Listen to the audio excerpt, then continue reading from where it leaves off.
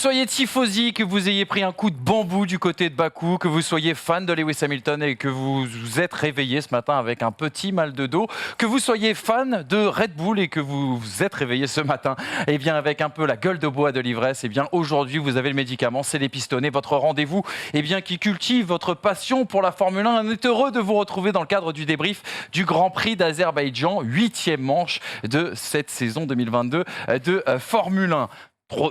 Les pistonnés du lundi, bien sûr, c'est le deuxième rendez-vous d'une grande trilogie qui vous accompagne tous les week-ends. Ça a commencé dimanche, hier, sur Winamax avec l'émission Pole Position. On vous en parlera dans quelques instants. Et ça continuera surtout mercredi avec le magazine. Et on en parlera aussi avec notre invité parce que c'est très important. Mais laissez-moi vous présenter d'abord déjà les deux belligérants, tic et tac, et notamment celui qui m'a collé 7 secondes au tour lors d'une visite dans un simulateur F1, monsieur Hamza Rahmani. Bonjour 7 secondes, bonjour Emmanuel, comment ça va? Il m'appelle même plus Manu, il n'a plus de respect, c'est fini, ça y est, terminé. Ça va? Tu vas bien? Ça va, très bien. Depuis cette victoire incroyable?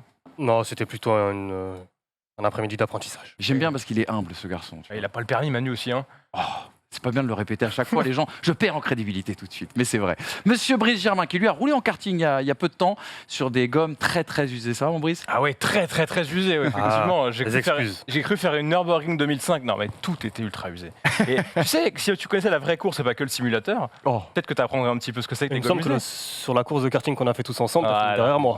Voilà. Il y a des témoins, il y a un live Twitch. Il y a des témoins, il y a un live Twitch et j'ai une sortie. Et puis je me suis fait sortir. Je tiens à préciser qu'il y a 2 personnes ici qui peuvent comprendre les sensations d'une Formule 1, à la différence de toi. Mais bon, on en reparlera bien évidemment un petit peu plus tard. Un invité de marque, je vous le disais aujourd'hui, Frédéric Ferret est avec nous. Frédéric Ferret, bien sûr, grand reporter et chef de rubrique pour le journal Le Quotidien L'Équipe. Bonjour Frédéric, ravi de t'accueillir. C'est vraiment un bonheur. C'est vrai que quand on a lancé cette émission, on s'était fait un petit panel, une petite liste des invités qu'on souhaitait recevoir. Tu en faisais partie et ta venue coïncide aussi avec la sortie d'un bouquin, Les années Hamilton, qui est sorti donc aux éditions Solar. Édition Solar et l'équipe. Et l'équipe. Voilà, il faut tout à fait bien sûr le préciser. Juste petite question, raconte-nous un petit peu le pourquoi du comment de ce livre, parce que c'est vrai que des livres sur Hamilton, il y en a de plus en plus et pourtant il n'y en a pas eu tant que ça. Il y avait eu un premier bouquin, je crois, de Lionel Froissart, en 2008, si je pour son premier titre. Pour son premier titre, tout à fait. Il y a eu un bouquin, je crois, anglais qui est sorti en 2020. Daniel Ortelli, qu'on avait reçu ici, en a sorti un l'année dernière et maintenant il y a le tien. Pourquoi ce bouquin et pourquoi il n'y en a pas eu tant que ça en fait pendant des années, près de 15 ans? Parce que vous êtes jeune et que vous n'avez pas connu les années noires de la F1 où ça n'intéressait personne, hormis des frappadingues comme moi, et qu'aujourd'hui Hamilton est l'égal de Schumacher, sera peut-être supérieur, pas cette année, mais en 2023 ou 2024. Et donc je pense que il fait partie de ces grands personnages du sport. Quand on voit qu'à Miami, Tom Brady et Michael Jordan se sont déplacés pour faire une photo avec lui, on peut se dire qu'il représente quelque chose. Et voilà. Et l'ayant suivi depuis ses débuts, ayant grandi avec lui dans le sport automobile, je trouvais que c'était intéressant de raconter un peu toutes ces années avec lui. Lewis Hamilton, que tu connais, que tu côtoies, c'est un grand mot, parce qu'on en parlera justement dans le magazine à retrouver mercredi, mais que tu as découvert en 2005, c'est ça? 2003. 2003, pardon. 2003, et en fait on commence tous à en parler, hein. C'est un peu comme Jules Bianchi ou Charles Leclerc ou Verstappen, c'est des gamins qu'on voit arriver. Alors après il y en a certains qui vont disparaître corps et biens, mais ceux-là on les voit tout de suite, et à l'époque il est déjà protégé de McLaren, et en 2003 en F3, McLaren refuse qu'on fasse des interviews avec lui, et c'est en trichant un peu grâce à Fred Vasseur que j'obtiens ma première interview, alors que c'est en F3... C'est presque plus facile d'avoir une interview aujourd'hui avec lui, mais voilà. Lewis Hamilton, bien sûr, les années Hamilton par Frédéric Ferret, on en parlera, je le disais, mercredi dans le mag. On aura tout un sujet et ce sera l'occasion que tu nous livres tes vérités sur un personnage qui a l'air assez difficile, en tout cas, à cerner, à lire, en tout cas, tous les écrits qui sont sortis sur Lewis Hamilton, à voir aussi également l'évolution du personnage et du pilote. On a hâte, bien sûr, d'avoir ton récit. Mais avant cela, on va bien évidemment débriefer le Grand Prix d'Azerbaïdjan. C'était la 8e manche du championnat du monde de Formule 1. Regardez plutôt les résultats à l'arrivée des 51 tours qui se sont disputés à Bakou, tout simplement, dans la ville, avec la 26e victoire de Max Verstappen, la 25e victoire, de Max Verstappen en carrière. Le Néerlandais qui devient le pilote Red Bull avec le plus de podiums. Il a dépassé tout simplement Sébastien Vettel. C'est le 20e doublé de Red Bull. Le 3e podium aussi également de Monsieur Régularité, alias George Russell. Le meilleur résultat de la saison pour AlphaTauri et Gasly qui figure dans le top 5. Même chose pour Vettel qui termine P6. Et puis, on notera aussi également 2 Alpines dans le top 10. On notera aussi également 2 McLaren et événements dans ce top 10. Daniel Ricciardo a terminé devant Lando Norris. Ça, c'est quelque chose dont on ne parlera pas dans cette émission. Il devient le 2e meilleur pilote de l'histoire de McLaren. Voilà, c'est ça. Pour poursuivre cette blague et ce TikToker, pardon. C'est dommage que vous n'en parliez pas. Il mérite meilleur si tu veux en toucher un mot maintenant, Frédéric, tu peux y aller. Mais je pense qu'il aurait même pu terminer plus haut si Norris l'avait laissé passer en début de course. Ou si McLaren avait fait en sorte de laisser passer. C'est peut-être pas la volonté de McLaren en ce moment, effectivement. Bizarre. Voilà en tout cas pour Daniel Ricciardo et McLaren. On aura l'occasion de faire un grand débat, un grand sujet, bien sûr, sur Daniel Ricciardo. C'est promis dans les semaines qui viennent. Mais avant cela, on regarde tout de suite les 3 enseignements. C'est l'heure du débrief.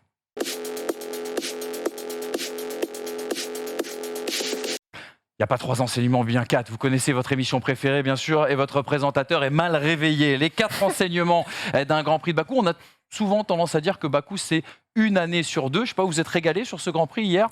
Non. Moyen. Je ne sais pas s'il n'y a pas un petit brin de cœur de Ferrarista qui parle, mais bon.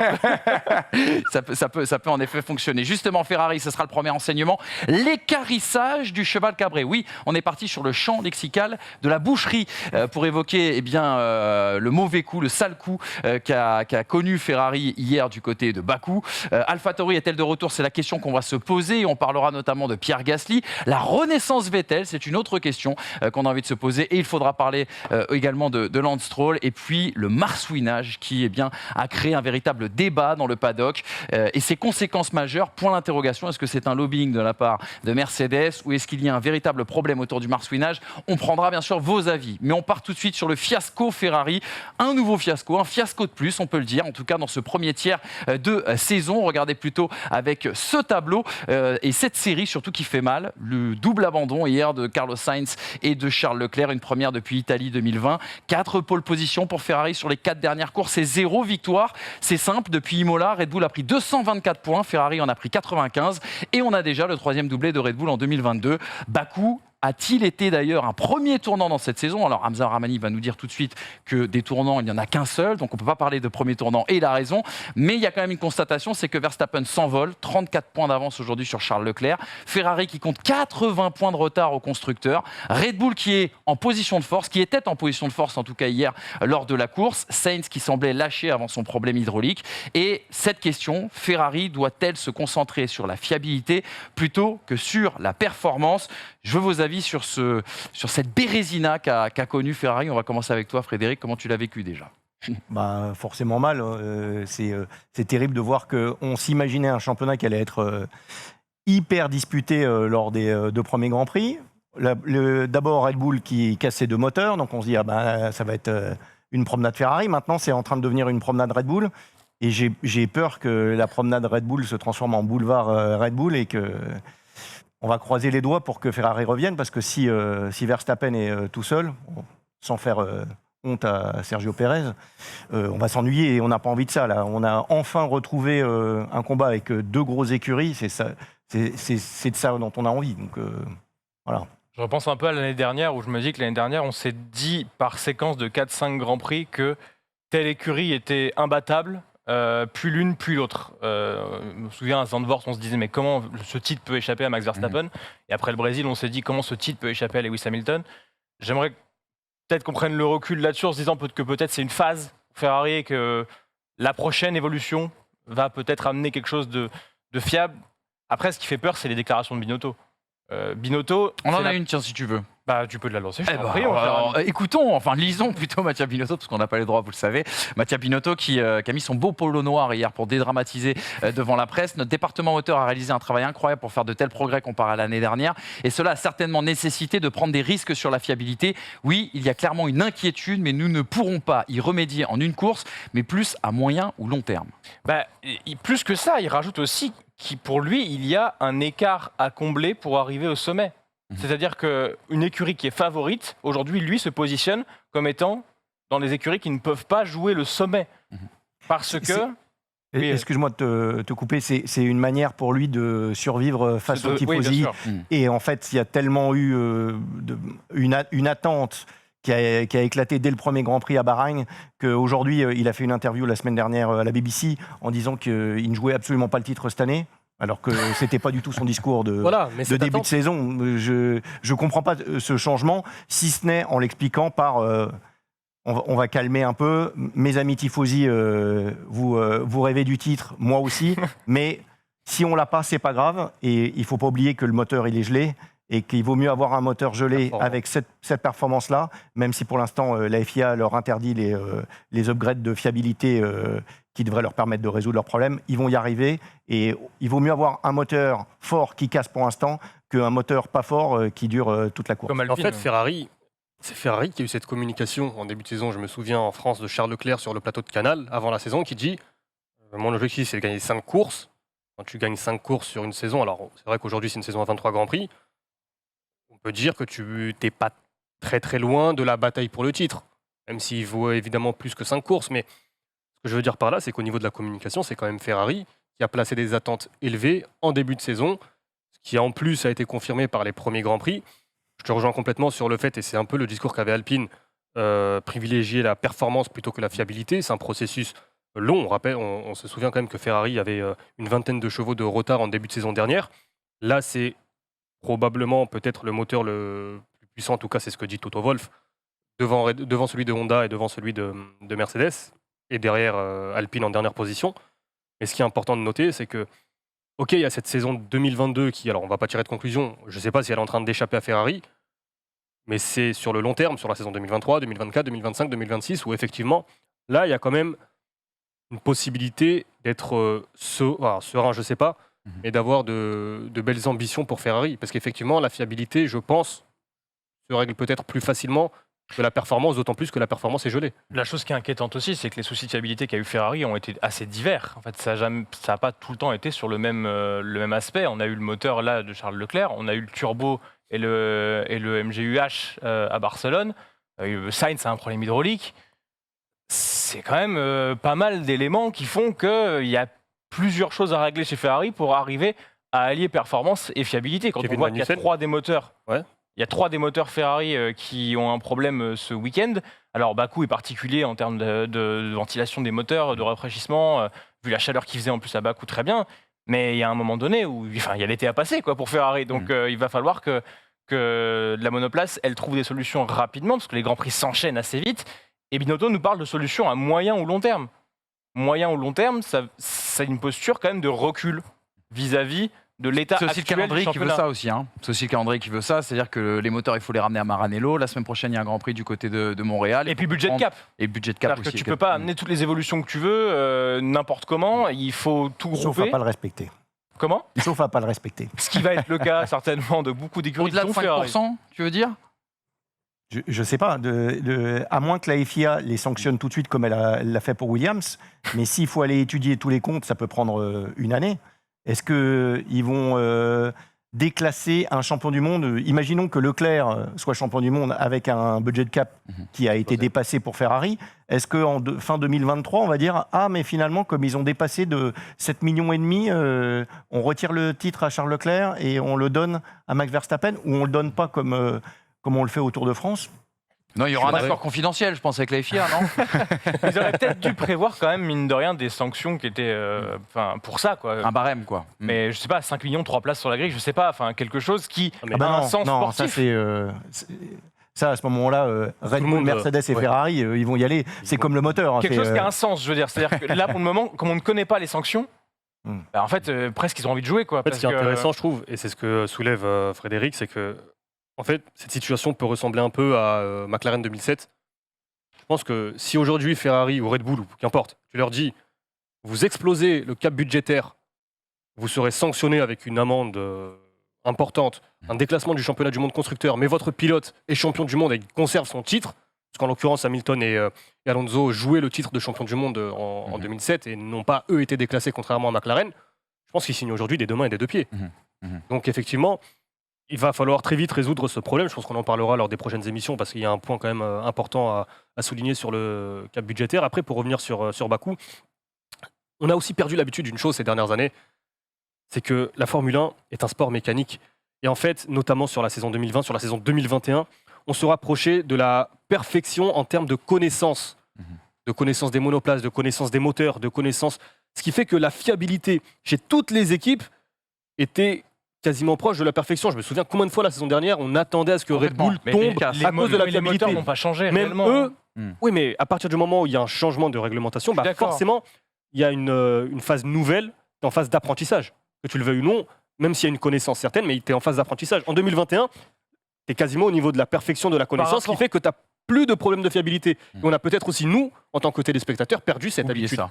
Ces problèmes Oui, de parce que c'est fiabilité vrai que quand tu qui reprends peuvent la F1 coûter il y a des 15 courses. ans, effectivement, des fumées blanches, il y en avait à tous les Grands Prix et au moins 2. Donc, oui, c'était la F1. On a presque vu un Grand Prix de 2005 ou 2006 hier, tellement il s'est passé ce genre de choses. Mais après, la technologie du moteur, elle n'a pas bougé. Les technologies qui sont embarquées, elles n'ont pas bougé. C'est la manière de concevoir cette F1, l'intégration de ces technologies à cette nouvelle F1 qui a changé à la rigueur. Mais ça, termes- ça joue pour la fiabilité. alors oui, il y a La manière ça. de refroidir le moteur, la manière de l'installer, tout ça fait que on est dans une nouveauté. Sachant que Même si le moteur reste le même. Les problèmes de fiabilité Ferrari sont arrivés sur 2 Grands Prix très très chauds. Barcelone, apparemment, c'était une chaleur à cuire. Et confirme. ouais. et Bakou, il a fait très très chaud. On va voir l'été qui arrive, mais effectivement, si l'été devient un problème pour Ferrari par rapport au refroidissement du moteur et de toutes ses pièces, Elles sont champions d'hiver. champion d'automne. Juste un petit mot, les gars, parce qu'on parle énormément de fiabilité. Vous voyez qu'il y a 2 Red Bull là, qui étaient juste derrière moi. On parle énormément de fiabilité. On en oublie presque l'arrêt raté de Charles Leclerc, même si le call était très très bon pendant la Virtual Safety Car. On en oublierait presque aussi le rythme de course assez infernal de cette Red Bull et le fait que Carlos Sainz n'arrive pas à suivre justement le train des leaders. Ça, c'est aussi également un point qui est très inquiétant un peu pour Ferrari. Est-ce que tu es d'accord là-dessus, Frédéric ? Il s'est défendu en disant qu'il voulait préserver ses pneus. Ce qui est possible de tenter de... Justement, à cause de ces problèmes, on en revient à ce que disait Brice, c'est qu'il y a peut-être un problème de refroidissement sur cette Ferrari qui peut être réglé peut-être facilement avec quelques jouets supplémentaires ou un petit travail sur les pontons. Croisez les doigts. Voilà. Mais peut-être qu'il était en train de jouer un autre jeu, préserver beaucoup ses pneus. On a vu que Pérez, il a tout perdu. Ouais. Ce qui est étonnant pour un pilote qui est un bon gestionnaire de pneumatiques. Mais voilà, c'est peut-être aussi ça. Sainz, et forcément, il passe ses week-ends à dire qu'il lui manque 2 dixièmes pour la pole. Il est au moins à 2 dixièmes de Leclerc en rythme de course. C'est pas non plus perdant. Et ça fait un très bon équipier. Comment disait Lieutenant, Toto Wolff, wingman. Ouais, Ah oui. voilà. Un ailier. Allez, Quand même, un sacré regret de ne pas savoir ce qu'aurait donné cette stratégie décalée. Parce que j'ai entendu notamment Christian Horner presque se vanter de la stratégie Red Bull. J'ai écouté la radio de Sergio Pérez. Il voulait faire entrer Sergio Pérez lors de la Virtual Safety Car, sauf que Pérez avait passé la ligne. Et à Max Verstappen, on lui a dit opposite to Leclerc. Donc si Leclerc n'entre pas, Verstappen entre. Et Donc, en l'occurrence, tu te retrouves coincé du côté de Red Bull. Et il y a cette volonté et ce regret vraiment de ne pas savoir, cette curiosité de ne pas savoir ce qu'aurait donné cette stratégie, parce qu'on aurait pu avoir, je pense, une fin de course spectaculaire. Et on n'a toujours pas pu voir la gestion pneumatique des Ferrari depuis ce réglage qu'ils ont fait à Barcelone. À Barcelone, on croyait qu'on allait le voir. À Monaco, c'est quand même plus difficile au bout de la dégradation des gommes. Et à Bakou, on commençait à voir les pneus de Sergio Pérez aller moins bien. Et Charles Leclerc gérait différemment ses pneumatiques. On a vu au début de course Pérez s'envoler par rapport à Charles Leclerc et ça s'est vachement stabilisé à un moment donné. Donc je me disais, tiens, bon signe. ouais, il y avait quelque chose. Et on n'a toujours pas, depuis maintenant quasiment un mois, pu voir. On l'a vu un petit peu à Barcelone. 20 tours, il a fait Ouais, Leclerc. mais c'est là où ça fait le plus mal. Je Ouais. pense que de ce côté-là, ils étaient très contents depuis Miami de cette gestion des pneus. Alors malheureusement, le moteur ne va pas jusqu'au bout des 50 tours et des 300 km, mais je pense que de ce côté-là, franchement, leur discours n'est pas mensonger et n'est pas un jeu de scène. On sent dès le vendredi soir, c'est pas le traditionnel tralala de on a encore beaucoup de travail à faire, on va terminer tard ce soir et on essaiera de régler le problème demain. Il y avait vraiment des vrais sourires sur les longs relais dès Miami. Et pourtant, c'était pas encore le. On parlait de défaite, d'abandon encourageant presque pour Charles Leclerc à Barcelone, sauf qu'on n'a toujours pas vu quelque chose qui concrétise depuis, quoi. Et là, les points quand même commencent à tomber sévèrement pour Ferrari, quoi. Difficile week-end donc du coup pour tous les tifosi, les amoureux bien sûr de la Scuderia Ferrari. Parlons d'une autre Scuderia, la Scuderia, j'allais dire Toro Rosso, non, Alpha Tauri. C'est le deuxième enseignement. Est-ce qu'Alpha Tauri est de retour justement? Le meilleur week-end de la saison en impression, en résultat aussi avec cette P5 de Pierre Gasly. Tsunoda, on le rappelle aussi également, qui a un rythme très soutenu tout au long du week-end et malheureusement a été privé du top 10 à cause d'un problème de DRS.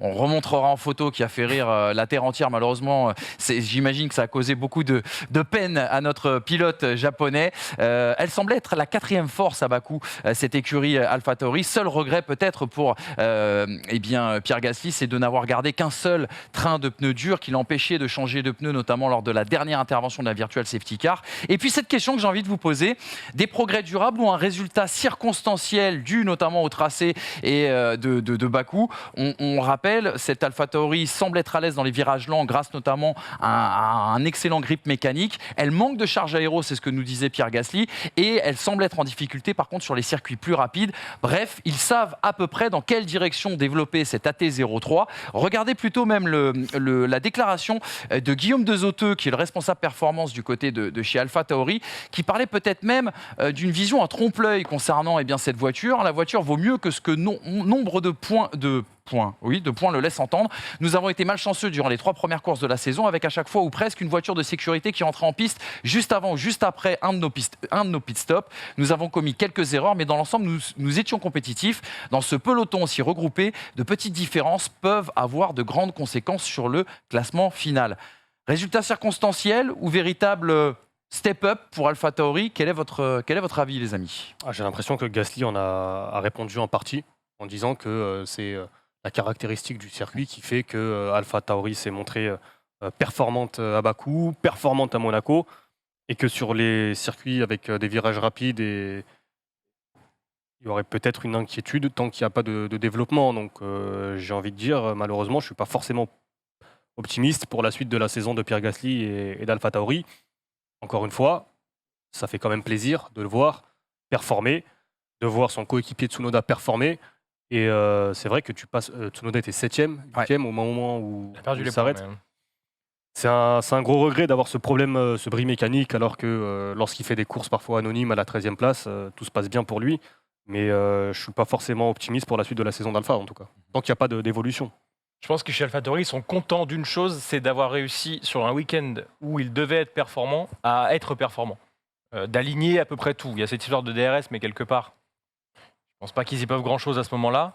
Mais Gasly met les points qu'il faut mettre et ça fait quand même quelques Grands Prix qui avaient beaucoup d'occasions manquées du côté d'AlphaTauri. Là, on a un circuit qui leur correspond et ils font une P5. Donc je pense que c'est déjà la première satisfaction réelle de la saison vis-à-vis de ce qu'ils ont connu avant, ou qui était vraiment une galère. Et comme le dit Guillaume Dezoteux, il leur manque des points par rapport à la perf globale de cette voiture du côté de chez AlphaTauri. Maintenant, il va falloir faire un peu comme Williams l'année dernière, à une autre échelle. C'est vraiment tout miser sur les points forts de cette voiture. Au niveau de développement, je ne sais pas comment ça va se passer du côté d'AlphaTauri. Mais si la voiture est mieux en virage lent, sinueux, qu'elle a un bon grip mécanique et pas du tout d'aéro, on l'a vu à Barcelone, 13e place pour Pierre Gasly, derrière les Aston Martin de Vettel. Il va falloir absolument mettre les points là où il le faut et tout concentrer à ce moment-là. Parce que sinon, on va se retrouver avec des occasions manquées de partout et une AlphaTauri qui va se retrouver beaucoup plus loin que son potentiel réel. Là, elle est 6e au championnat du monde, je crois. Je pense qu'elle a un meilleur potentiel, à mon avis, que certaines voitures qui sont devant elle. Et si tu la vérité, Frédéric, là-dedans. Je rajouterais un petit point. Il y a l'effet Gasly, l'effet pilote, sur 2 circuits où le pilote peut apporter les petits 5% supplémentaires. Et Pierre a très bien su le faire. Pour AlphaTauri, je ne suis pas sûr qu'il puisse. 6e, c'est quand même pas mal pour une écurie comme eux qui, eux, ne dépasseront sûrement pas le budget cap. Ça dépendra de vous, là. Je crois que depuis l'arrivée de feu Toro Rosso, Franz Tost nous dit que son objectif est de finir dans le top 5. Donc, ils peuvent le faire. Et s'ils sont 5e au classement, si McLaren continue sa descente aux enfers, ils auront fait le job. Il ne faut pas oublier qu'on s'enflamme parce que l'an dernier, Pierre a fait, au volant de son AlphaTauri, a fait un super championnat, mais je pense qu'ils sont là où ils doivent être, et c'est pour ça que Gasly veut s'en aller. Et on n'a pas quand même le sentiment depuis même plusieurs années quand même, que l'AlphaTauri, c'est une écurie très installée dans le milieu de grille et que 6e, ça fait un peu décevant. Enfin, je sais pas, moi j'ai vraiment ce sentiment-là. Et c'est pas forcément lié à Pierre Gasly en lui-même, c'est Une voiture saine qui était on voyait même compréhensible Daniel avant. Ricciardo faisait faire des bons résultats à une époque. Alors c'était assez sporadique comme résultat, mais moi, j'ai quand même l'impression que l'AlphaTauri, c'est une voiture qui joue très régulièrement la Q3, très régulièrement les points, et que je la mettrais, alors peut-être pas sur le potentiel de développement, mais sur le potentiel pur du package pilote plus voiture, au même niveau qu'une Alpine, par exemple. Ça me trouve pas déconnant, en tout cas, de penser ça. Peut-être moins cette année, effectivement, mais je trouve que par rapport à l'année dernière, au vu de la voiture qu'ils avaient, certes, Gasly magnifie cette voiture, et je trouve que 6e, ça reste un peu une régression. Je sais pas. Ils n'ont pas les moyens de développer que peut avoir Alpine. Hein. C'est ça. Mais du coup, est-ce que le plafond de verre, et on en parle tout le temps dans l'émission, est cassable à un moment donné pour cette écurie ? Oui, l'an prochain, puisque comme c'est la petite sœur de Red Bull, et qui bénéficie grâce à Red Bull Technology d'une certaine synergie de connaissances, oui, ça va marcher. Et pourquoi ça marchait bien l'an dernier parce on était en fin de parcours, convergence de performance. Et un peu d'évolution, en final. Et donc voilà, ils s'en sortaient avec ce genre de truc-là. Je pense qu'en 2023, vu que la Red Bull est bien née, l'AlphaTauri ne semble pas mal née non plus, avec leurs petits moyens, ils vont pouvoir arriver à peut-être ce dont tu rêves, une 4e place. Alors Pierre doit rester. Alors ça, c'est la question qu'on se posera tout à l'heure. Vous verrez, il y aura une petite capsule justement au Winamax. On prendra bien sûr vos avis. Je vous propose qu'on passe tout de suite au 3e enseignement. Parlons d'un homme, Sébastien Vettel, qui nous a fait assez peur lors de son absence, notamment du côté de l'Arabie Saoudite. Alors on parle de renaissance, mais mine de rien, est-ce qu'il a vraiment disparu à un moment donné dans cette saison, Sébastien Vettel? Non, Sébastien Vettel n'est pas cuit. Sans son freinage raté au 13e tour, il aurait même peut-être pu lutter avec Lewis Hamilton et Pierre Gasly, peut-être plus avec Pierre Gasly qu'avec Lewis Hamilton. Lui qui n'a jamais terminé d'ailleurs hors du top 6 du côté de Bakou depuis 2016, c'est un circuit qu'il apprécie vraiment. 2e Grand Prix consécutif aussi également dans les points après le week-end monégasque. Et la question que j'ai envie de vous poser aussi, là encore, preuve que le nouveau concept Aston Martin fonctionne, on le rappelle, cette nouvelle voiture qui semble être inspirée en tout cas de Red Bull, arrivée du côté de Barcelone. Et puis dans un deuxième temps, je vous relancerai sur Lance Stroll, le désespérant point d'interrogation, notamment du fait de ces 2 erreurs en Q1 et de cette course anonyme conclue par un abandon. Le petit point statistique, 2 des 15 points inscrits par son équipe. Il est mené 5-1 en qualif, 4-2 en course, mais partons tout de suite sur Sébastien Vettel. Est-ce que le concept Aston Martin fonctionne mieux, Fred ? Et comment tu le sens, toi qui le côtoies, qui le croises dans le paddock ? Est-ce que Sébastien Vettel renaît ou est-ce que Sébastien Vettel est beaucoup plus proche de la sortie en termes d'état d'esprit ? Alors, je suis pas avec lui quand il rentre du côté du lac de Constance, je crois, mais il n'est jamais mort. C'est un passionné d'automobile, c'est un passionné de Formule 1, et je l'ai toujours senti intéressé. Il est venu chez Aston Martin avec un projet qu'on lui a vendu, qui était de devenir champion du monde avec l'écurie. Bon. Ça, je pense qu'il a compris je pense qu'il le vivra pas. Mais maintenant qu'il a une vraie voiture, et comme c'est une petite Red Bull, on comprend que ça fonctionne un peu. On le revoit à son niveau. C'est pas le freinage raté à Bakou. Peut-être que c'était sur une partie sale. Je sais pas. Je l'ai pas entendu se défendre sur ce freinage raté. D'ailleurs, c'est extraordinaire. Enfin, il fait une sortie de piste, il a perdu 7-8 secondes, mais en fait, ce qui est impressionnant, c'est qu'il a minimisé le temps perdu. Sa voiture, si vous regardez le ralenti, sa voiture n'est jamais à l'arrêt. Quand elle pivote, c'est incroyable. Jamais à l'arrêt. Enfin, je trouve extraordinaire. Et alors, effectivement, on peut faire la comparaison, comme ça on va lier avec le deuxième, la manière dont Lance Stroll est sorti de... J'avais l'impression d'être dans Austin Powers. Non, mais la course de Vettel, elle est, le week-end globalement de Sébastien Vettel, je trouve, est rassurant en fait. Oui, c'est vrai. Parce qu'il a manqué de réussite. En fait, il y a aussi un truc en trompe-l'œil, c'est que quand on regarde un petit peu le bilan, depuis qu'il est revenu après sa pause Covid, et je te poserai une question d'ailleurs là-dessus tout à l'heure, est-ce que, en fait, il a aussi beaucoup manqué de réussite, Sébastien Vettel. On a analysé parfois les résultats à brut et sans regarder un petit peu l'impression et le récit aussi également de ces week-ends. Ça, c'est malheureusement l'effet F1, on y est toujours confronté. Jean-Éric Vergne s'est fait sortir de Toro Rosso parce qu'il avait moins de points que Daniel Ricciardo. Et si vous suivez sa Ouais, bien saison sûr. avec Daniel Ricciardo, le nombre de casses mécaniques, le nombre de stratégies foirées de Toro Rosso explique quand même ce retard en point de Jean-Éric Vergne. Sa carrière a été détruite par ce genre de choses, parce qu'on regarde statistiquement, et si on a envie de le regarder comme ça. Même chose pour Sainz face à Verstappen. Leur première année ensemble, il y a beaucoup de... On l'a oublié, on a dit Sainz c'est un pilote de second niveau. Je pense que c'est un vrai pilote au niveau de Ricciardo. Mais c'est quand même assez beau de voir nous non. Tout le monde disait quand même Sébastien Vettel est fini. Mais quand je dis fini, c'est que mentalement... Finito, comme dit notre président. mais Après, ça vient aussi, excuse-moi de te couper, mais ce qui s'est passé chez Ferrari peut aussi expliquer... Non, mais attends, il y a ça, et derrière, il y a le projet Aston Martin et ce qui se passe l'année dernière. C'est-à-dire que on dit qu'il est fini en sortant de chez Ferrari, d'accord, mais l'année dernière, c'est encore pire que tout. Et le début de cette saison, avec cette histoire en Arabie Saoudite ou quoi, on le voit arriver sur les paddocks, on a l'impression qu'il n'est plus là, que ce n'est plus un grand sportif de haut niveau. Dans l'image qu'il renvoie. Et je pense qu'il a fait fermer beaucoup de bouches depuis 2-3 week-ends à faire des Q3, à positionner sa voiture, à se battre en piste, à faire des moves très propres. Il y a cette erreur, effectivement, mais j'ai l'impression que la voiture est très très lourde à ce moment-là. Le frein n'est pas si violent que ça, et pas si tardif que ça, c'est assez bizarre. Et que Sébastien Vettel, aujourd'hui, avec cette voiture-là, montre que du coup, ses appétences en termes de pilotage sont un peu plus respectées, à mon avis, et peut performer à son niveau le meilleur possible, en tout cas avec une voiture comme ça. Et je me demande si le fait d'avoir un concept Red Bull, Il n'y est pas pour quelque chose. mais un dessin d'une voiture plus piqueuse à la rigueur, je sais pas, c'est peut-être un truc qui lui correspond mieux, je faudrait voir. Mais Il a peut-être plus d'impact aussi, étant arrivé l'an dernier. Il a peut-être pu commencer à dire... Est-ce qu'il a vraiment autant d'impact quand ton coéquipier s'appelle Stroll et que... c'est difficile d'avoir moins d'impact que Stroll.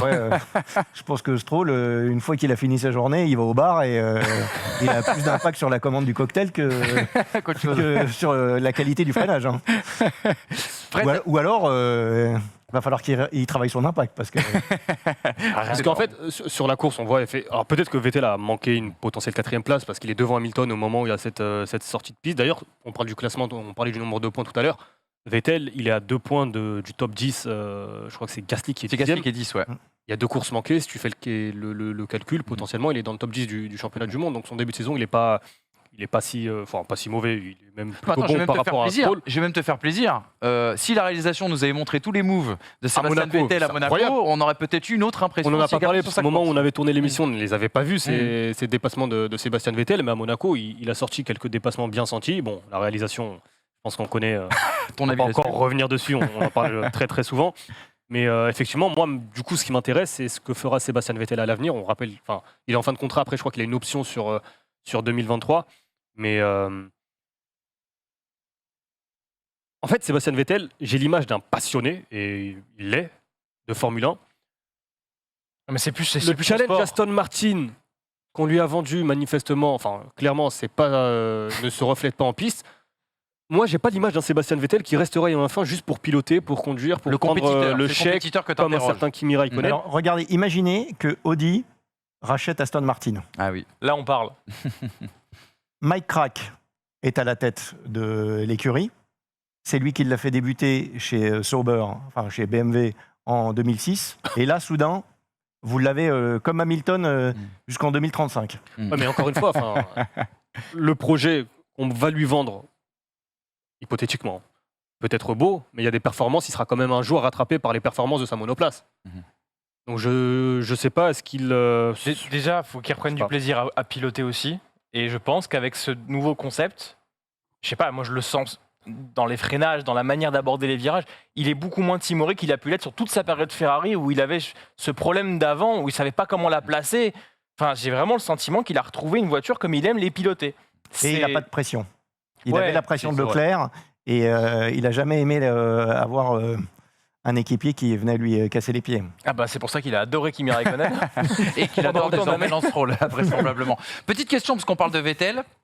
Il y a eu une petite phrase au Grand Prix, où je crois que c'était après l'Arabie Saoudite, de Julien Febvre sur Canal, qui disait on n'est pas sûr que Sébastien Vettel était véritablement positif au Covid ou a manqué en tout cas Jeddah du fait du Covid. Est-ce que tu as eu plus d'informations, toi, Fred? Est-ce que tu as une explication sur cette petite phrase de Julien ou sur l'absence de Sébastien Vettel? Alors, il y a le principe, c'est que son test qui est, je crois, discutable, ça arrive parfois. Il faudrait que vous deveniez des spécialistes du test PCR. Je crois que ça t'est arrivé d'ailleurs. Oui, C'était plusieurs le fois. test as one. Et donc, il peut y avoir un questionnement. Soit vous tentez d'en redemander un second pour être sûr, soit vous dites, bon, bah, je fais confiance à la science et j'en reste là. D'accord. Il se trouve que, n'oubliez pas que, en plus d'être pilote, maintenant, Sébastien est un combattant de la liberté. Et que aller en Arabie Saoudite, un pays qui n'est pas le plus grand défenseur des droits de l'homme, ne l'enthousiasme pas. Au volant d'une voiture qui était une trapanelle, Quelque part. T'insinues que d'aller en Azerbaïdjan avec une voiture qui va un peu mieux, ça par contre il peut le faire. voilà. Parce que l'Azerbaïdjan, c'est pas un modèle de démocratie. Mais bon, on n'est pas là pour parler de tout ça. Classement IDH. C'est pas parce que la femme du président est la vice-présidente que T'as raison. je peux vous laisser dire ça. T'as raison. On n'est pas là, bien sûr, pour parler de politique. On a passé une soirée de dimanche soir à parler politique. On parle Formule 1. Et quelque part, on va peut-être revenir à la politique avec le 4e et dernier enseignement, le marsouinage qui a créé un débat énorme au sein du paddock. Alors, il y a 2 questions autour de ça. Il y a la question du lobbying de Mercedes. C'est ce qu'on a beaucoup entendu, c'est l'avis des détracteurs, notamment. Il y a eu la mise en garde de George Russell, je vous mettrai la déclaration tout à l'heure. George Russell, bien sûr, qui est le représentant du GPDA, l'association des pilotes. Toto Wolff qui a évoqué un possible forfait d'Hamilton au Canada Info ou Intox, suite bien sûr au problème de dos, on le voit sur cette photo de Lewis au moment de sortir de la voiture. Et puis Christian Horner, le boss de Red Bull, qui accuse les écuries en difficulté de mettre en place ce lobbying. Alors, il les a pas nommés, mais on imagine qu'il parle bien évidemment notamment de Mercedes. Et une question quand même plus large pour sortir de la polémique, est-ce qu'il n'y a pas une crainte quand même légitime pour les pilotes? On sait que ça a été aussi le sujet brûlant lors du briefing d'avant-course. Est-ce qu'il n'y aurait pas aussi une opposition un peu entre pilotes et écuries? Parce qu'il y a quand même 19 pilotes sur 20, d'après les informations relayées par un média allemand qui nous expliquait quand même que 19 pilotes pense qu'il y a un problème, un seul pense qu'il n'y a pas de problème, il s'appelle Fernando Alonso. Donc voilà, on ne le remettra pas en cause parce que c'est un chouchou. Voilà. Quand on roule à 160 km/h, il n'y a pas de marsouinage. C'est peut-être ça l'explication. Et c'est vrai qu'on a l'impression qu'il peut y avoir une scission entre pilote et écurie, mais ça c'est vraiment la question que je vous pose et à vous de me répondre. J'ai envie de vous poser aussi la question, quand sera-t-il sur des tracés beaucoup plus bosselés? On aura déjà une réponse la semaine prochaine à Montréal et un petit peu plus tard dans la saison, notamment du côté de Singapour. Et une autre question qui était posée notamment par Fernando Alonso, là pour le coup, quel effet à plus long terme sur le corps des pilotes si on n'arrive pas à régler ce problème de marsouinage dans les années à venir? Regardez 2 avis qui s'opposent en tout cas sur cette question. On a l'avis forcément de George Russell, je vous l'ai dit, représentant du GPDA, mais surtout de Christian Horner. Le plus simple est évidemment de relever la voiture. Chaque équipe a le choix de le faire et vous ne devriez jamais conduire une voiture qui n'est pas sûre. Tiens, un brin taquin, notre ami Christian Horner. Mais il serait injuste de pénaliser ceux qui ont anticipé le marsouinage par rapport à ceux qui ont raté le coche. Certains de nos rivaux poussent leurs pilotes à en faire tout un plat parce qu'ils en souffrent. Réponse de George Russell, personne ne pose le débat du marsouinage pour essayer de négocier ou obtenir un avantage. Regardez, les pilotes Ferrari et même Max Verstappen ont dit à quel point c'était difficile. C'est une question de temps avant que l'on assiste à un accident majeur. Le marsouinage, info, intox, est-ce que c'est du lobbying ou est-ce qu'il y a un véritable problème? Il y a un problème de marsouinage, on le voit tous, Oui. mais après... Est-ce qu'il y a un problème réglementaire? Ça, c'est autre chose. Et je pense pas. Il n'y a pas un problème réglementaire. L'interview que je fais de Ross Brawn le premier jour des essais à Barcelone, on découvre tous ce phénomène et lui en rigole. Et il dit, moi j'étais là au moment, j'étais un jeune ingénieur au moment de l'effet de sol et bien sûr que dès qu'on apportait une évolution sur la voiture, on avait ce marsouinage. Simplement, on savait le régler. Je suis pas sûr que Verstappen se plaigne énormément du marsouinage, sauf quand il est sur les longs relais du vendredi après-midi à Bakou sur une ligne droite qui fait 1,8 km et ça peut commencer à le fatiguer parce qu'il n'y a pas les 25 points à l'arrivée. Je ne l'ai pas entendu hier soir se plaindre du marsouinage. Après, pour une fois, je vais être d'accord avec Christian Horner, il suffit de relever la voiture, hein, c'est simple. Vous allez perdre, je ne sais pas, 3-4 points en appui, mais c'est pas gênant. C'est exactement ce que j'allais dire. Genre, C'est la première fois que je suis bien d'accord avec Christian Horner pour le coup. Après, et c'est facile dans sa position parce qu'il a la voiture qui. Parce qu'Adrian souffre Newey, pas on de le rappelle, problème. a fait Mais une voilà. thèse sur l'effet de sol et est peut-être celui qui avait le plus anticipé le marsouinage. en Oui, tout mais cas, c'est leur boulot, vraisemblablement. Oui, complètement. Donc aujourd'hui, c'est un peu facile, sous couvert de sécurité, de vouloir pénaliser ceux qui ont mieux travaillé. Parce qu'avant, on pénalisait. Enfin, pas parce que justement, en fait, c'est pas un problème de sécurité. Là, comme il y a un souci un petit peu de santé du pilote ou quoi, on se dit, mais vous vous rendez compte, mais on peut pas faire ça, c'est pas possible. Alors qu'effectivement, comme l'a dit Frédéric, relever la voiture règle le problème. Mais relever la voiture, ça voudrait dire Perdre en compétitivité. perdre en compétitivité. Mais à ce moment-là, si tout le monde relève, on va voir une chose, c'est que Red Bull va dominer le championnat. Et ça, personne ne veut le voir dans les écuries. Donc personne n'accepte de relever cette voiture. Alors que c'est la solution. Et prendre ce prisme de dire le marsouinage est un problème, il faut absolument faire quelque chose, c'est se voiler la face sur le vrai problème que, visiblement, il n'y a qu'une ou deux écuries qui ont travaillé correctement sur cet effet de sol par rapport au marsouinage, et notamment Red Bull et Adrian Newey qui, lui, avait anticipé ce problème. Et on va revenir à Ferrari. Ferrari a énormément. Alors, c'est pas du marsouinage, c'est du rebond ou du pompage. Mais parce que il y a deux, c'est différent, ouais. il y a deux phénomènes différents. Et le problème de Mercedes, c'est qu'ils ont en fait les deux. Selon les circuits, ils peuvent avoir du marsouinage ou du pompage. Donc eux, ça leur Elle fait complique. comme ça la voilà. voiture, donc Ils ont le double effet qui se coule. Pour Ferrari, ils ont ce phénomène de pompage et ça n'empêche pas Charles Leclerc de faire des pôles et de gagner des courses. En fait, je trouve la forme du. moins maintenant. De faire des pôles. Mais c'est pas à cause du. Oui, non, c'est pas à cause de ça. En fait, je trouve qu'il y a la forme et le fond. La forme d'abord. Mercedes a communiqué beaucoup ce week-end, a insisté sur ce problème, a fait en sorte de mettre ou de remettre en évidence ce problème aux yeux, pour lui donner une visibilité médiatique. Derrière, les journalistes, les commentateurs ont repris, les fans en parlent, nous on en parle encore aujourd'hui. Donc il y a ce premier point.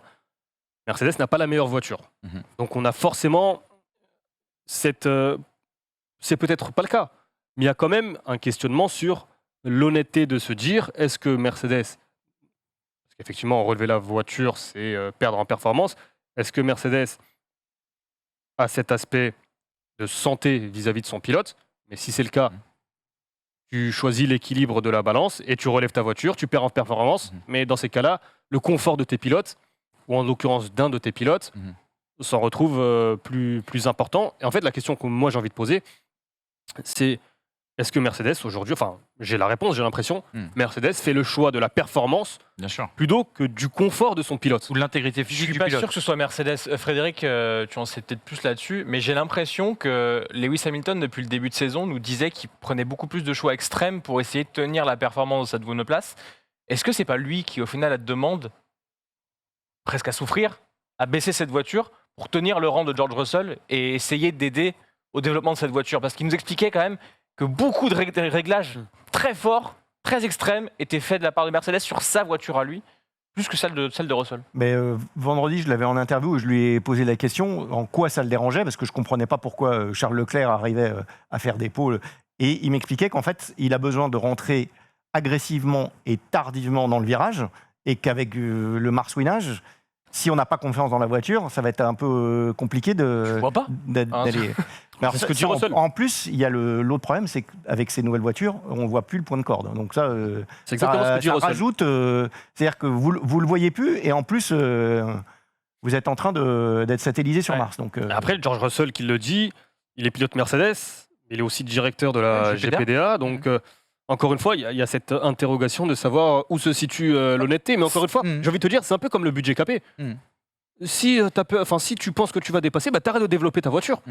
Là, c'est pareil. Si tu trouves que ta voiture est difficilement conduisible pour tes pilotes, encore une fois, on en revient à la même conclusion, tu relèves ta voiture. Après, moi, j'ai envie de me faire l'avocat du diable. Non pas que je sois un pro Mercedes ni un pro Hamilton, hein, je vous rassure chez vous, parce que dès qu'on prend ce pli-là, on sait que les réseaux sociaux s'enflamment, etc. Bref, on n'est pas là pour parler de ça.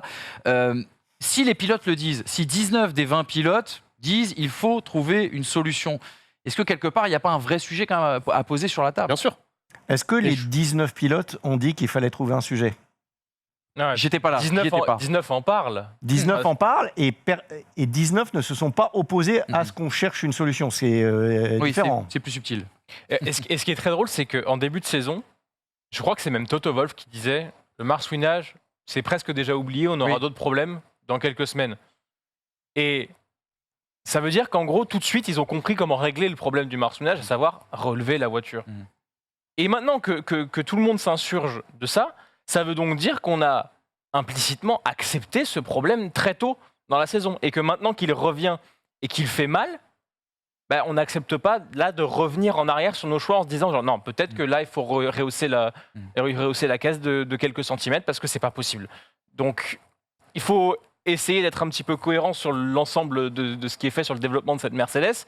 Je pense qu'ils ont voulu l'accepter et qu'aujourd'hui, ils se rendent compte qu'il y a des circuits qui ne peuvent pas l'accepter. En fait, et qui ne peuvent pas se permettre non plus de perdre autant de performance, donc ils tentent la solution sonnette d'alarme et FIA. je trouve que le sujet aurait du sens si ce n'était pas Mercedes qui... Enfin, je le dis très sincèrement. Plus de crédit. Exactement. Un des trois gros. On en revient au problème de début d'année, quand soudain on s'est rendu compte que les monoplaces faisaient 815, 820 kilos. Et les gros ont dit on pourrait pas dire que c'est plus 795, mais c'est 820. Bah non, la Demain, règle... Alpha Tauri dit on a un problème de marsouinage et que Gasly et Tsunoda viennent là. Et j'ai envie de dire qu'il y a une intégrité. Après, encore une fois, je suis pas médecin, je ne connais pas les conséquences. Il faudrait peut-être d'ailleurs remonter aux années 70 et 80 pour voir l'évolution. Il y avait un autre esprit aussi autour de la Formule 1 dans ces années-là. C'est-à-dire que par exemple, quand tu avais des pilotes qui étaient brûlés parce que, je sais pas, le moteur ou le réservoir était juste au-dessus, juste derrière, etc. C'est vrai qu'aujourd'hui, c'était des gladiateurs et on disait rien, on s'en félicitait. Et aujourd'hui, on sait qu'on est dans une ère un petit peu plus... Tout est fait aujourd'hui pour le confort du pilote. C'est-à-dire que les pistes, on va supprimer les bosses. Monaco, la chicane juste après le tunnel, on supprime la bosse au freinage. Les pilotes ont l'habitude aujourd'hui, sur les nouveaux circuits et même sur les anciens circuits qui sont resurfacés, de conduire limite sur des tapis. Alors, je caricature, mais sur des tapis. Quand tu as Austin, chaque année, on va resurfacer soit tout le circuit, soit une partie du circuit. Effectivement, quand tu te retrouves sur des circuits bosselés et qu'en plus tu as ce problème, bah, le problème devient plus important pour des pilotes comme Leclerc, comme Verstappen, des pilotes qui ont 20-25 ans, qui n'ont peut-être jamais conduit qui n'ont jamais eu l'habitude de conduire sur des circuits bosselés. Là, tu te retrouves dans une situation... Alonso. Il a 41 ans. C'est lui qui s'en plaint pas. Après, je sais pas. Alonso, pareil. Alonso, Hamilton, Alonso.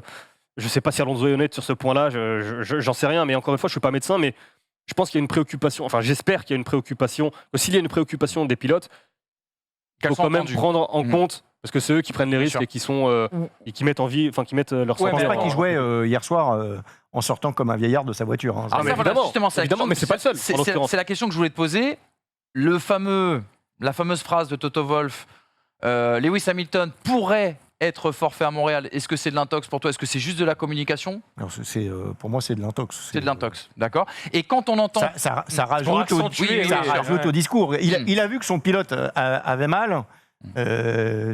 C'était parfait pour jouer le jeu. Et d'ailleurs, c'est pas lui qui le dit tout seul. Ça vient d'une question suite à une dépêche d'agence allemande ou belge qui dit que Van Dorn pourrait remplacer Hamilton. Manque de bol, c'est De Vries qui est troisième pilote la semaine prochaine. Donc nos amis belges vont être déçus, mais si Hamilton n'est pas là, ça sera le champion de FE. Et l'autre question que j'ai envie de te poser, est-ce qu'au sein du paddock, il y a quand même la crainte, que ce soit chez les pilotes et dans les écuries, que ce marsouinage ou pompage sur certains circuits puisse amener à des bris mécaniques qui puissent être, on va dire, amener eux-mêmes sur des crashs qui soient violents et une mise en danger, on va dire, des pilotes. Est-ce que ça, par exemple, c'est un sujet au sein du paddock? Alors, pour l'instant, non. Mais ça fait partie de la Formule 1. Vous évoquiez tout à l'heure les problèmes de fiabilité.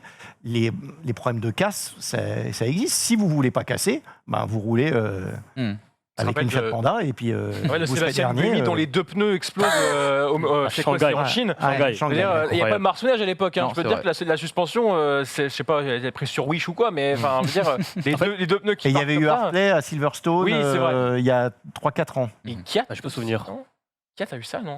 Bizarrement, c'est toujours la même écurie. Et Kimi Raikkonen au Nürburgring, on s'en rappelle bien sûr en 2005. Juste très rapidement, pour conclure, en fait, moi, l'inquiétude que j'ai, elle est au niveau de la santé des pilotes sur le long terme. Parce qu'effectivement, si pendant 10 ans, et c'est là où je rejoins la déclaration de Carlos Sainz qui disait est-ce qu'on en a pour 10 ans de phénomène de marsouinage, de pompage? Et effectivement, sur cet aspect-là, il faut voir dans quelle direction veut aller la Formule 1. Est-ce que la FIA doit modifier le règlement?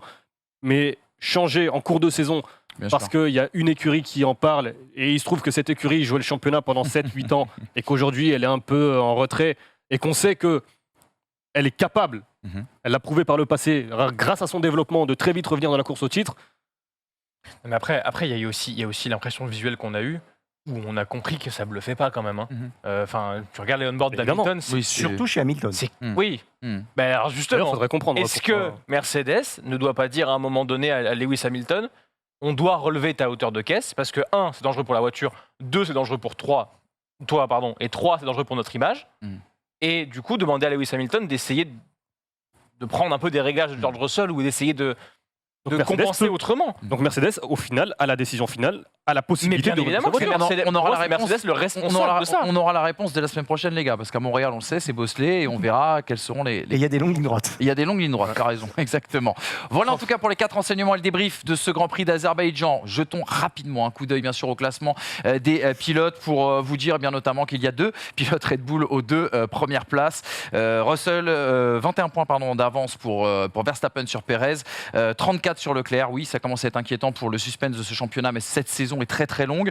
Russell qui compte 16 points d'avance sur Sainz et 37 quand même sur Hamilton aussi également. Et puis Pierre Gasly avec sa P5 qui intègre le top 10 juste derrière Esteban Ocon. Classement constructeur, Red Bull à 80 points d'avance sur Ferrari. Mercedes est à 38 points des rouges. Et oui, seulement. Ça, c'est Alpine qui profite d'un week-end difficile aussi chez Alpha pour reprendre la 5e place. Et puis à noter qu'une lutte à 3 se dessine pour la 4e place entre l'écurie française, l'écurie italo-suisse et puis bien sûr McLaren et puis Aston Martin qui compte désormais le même nombre de points que As. Vous le savez, les pistonnés, c'est 3 rendez-vous par week-end. On a un partenaire qui s'appelle Winamax. Nous étions sur leur plateau, notamment dimanche, pour un sujet Pierre Gasly.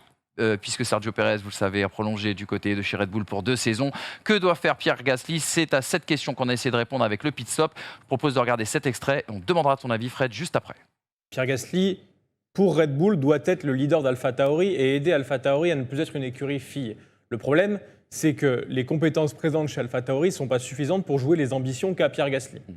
Donc il y a 2 solutions. Soit il croit en le projet Red Bull, par contre, le train des grosses écuries ne passe pas très souvent. On a déjà vu aujourd'hui que cette année, il est beaucoup plus anonyme, Pierre Gasly, en termes de cote par rapport aux autres écuries. Et qu'une fin de contrat, c'est-à-dire une possibilité de liberté de choix, ça n'arrive quand même pas tout le temps pour un pilote. Là, aujourd'hui, il a le loisir d'orienter sa carrière un peu comme il le souhaite. Et surtout pour une écurie, en face, elle a le loisir de recruter comme elle le souhaite Pierre Gasly. Donc, il y a effectivement beaucoup de tractations, je pense, à avoir de son côté pour faire le bon choix. On a vu des choix calamiteux, notamment ceux de Daniel Ricciardo, mais on a vu des bons choix comme ceux de Carlos Sainz. Exactement. Quitter le giron Red Bull ne veut pas dire ne plus avoir de chance de jouer le titre ou de se retrouver chez Williams comme Alex Albon. Comme l'a dit Brice, il n'atteindra pas la position de top team via Red Bull. Il ne l'aura plus. Et même s'il remonte dans cette voiture, ce sera en 2025. Peut-il se permettre de faire 4 saisons chez AlphaTauri entre ses 25 et ses 30 ans? Pas certain. Et s'il revient chez Red Bull à côté de Verstappen, est-ce qu'on peut vraiment dire qu'il a les conditions d'un top team? Je ne suis pas certain. Donc, faut s'en aller. La question, c'est où et quand. Le timing, il n'est pas terrible pour cette fin de saison. Moi, j'avoue qu'à la place de Pierre Gasly, il n'y a que pour une seule équipe que je bouge dès maintenant, c'est McLaren. Mais est-ce que Ricardo s'en ira? On sait que c'est les sujets qui se discutent en ce moment. Les jeux de McLaren. Est-ce que McLaren le voudra? Parce qu'à côté de Norris, peut-être que le duo colle pas à leurs attentes. Peut-être qu'ils préfèrent aller draguer du côté de l'Amérique au sens large avec un Pato Howard ou avec un Colton Herta. Sinon, j'attends encore une année au chaud chez AlphaTauri pour peut-être le plan de rêve Mercedes 2024. Mais ça reste très compliqué. Donc pour moi, Gasly, il est encore bloqué dans un timing qui est encore une fois très bizarre. Est-ce qu'on n'est pas là trop dans la culture de l'instant? C'est-à-dire que Pierre Gasly, on l'a dit, il a sa place assurée en Formule 1 au moins jusqu'à fin 2023. Il l'a dit notamment dans la déclaration que je vous montrais tout à l'heure. Red Bull compte sur lui, en tout cas en plus dans un poste de numéro 1 chez AlphaTauri. Quand on regarde la situation dans les top teams, les garçons qui ont son âge ou les garçons qui sont un petit peu plus jeunes sont coffrés, pardonnez-moi l'expression, sur plusieurs années. Est-ce que la meilleure solution aujourd'hui pour Pierre Gasly, ce n'est pas d'être attentiste par rapport à ce marché des transferts? Tu l'as dit, il y a quelques boomers qui vont partir. Vettel, Hamilton, ça peut laisser des baquets qui sont intéressants. Moi, j'ai envie de prendre l'avis opposé, le contre-pied de ce que vous venez de nous dire. Quelque part, reste en Formule 1, reste dans une écurie où tu te sens bien et qui te permet quand même de performer, malgré le fait que 2022, et on va y revenir, est un petit peu compliqué pour AlphaTauri. Et dès qu'il y aura une ouverture, pourquoi pas chez Mercedes, on y pense fort et on voit beaucoup de choses passer aussi également sur les réseaux sociaux. Là, à ce moment-là, il aura une fenêtre de tir intéressante, Pierre Gasly. Que doit faire Pierre Gasly, Fred, si tu étais à sa place? Que peut-il faire?